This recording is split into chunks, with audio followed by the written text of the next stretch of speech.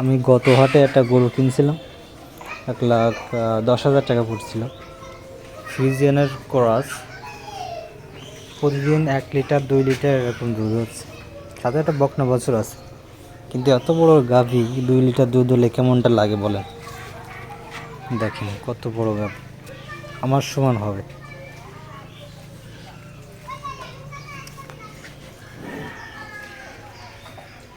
অনেক উঁচু আছে, দেখতে শুনতে ভালো।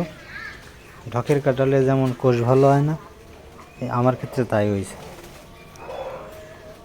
দেখেন এত বড় গাভী, কোনো দুধ নাই। বয়স বেশি হয়ে গেছে সেজন্য মনে হয়, অথবা দেখাচ্ছি আমি এই যে বকনার সাথে আছে বাছুর, সেটা আমি আপনাদের দেখাচ্ছি। এই যে এইটা আছে ওর সঙ্গে বকনা আছে।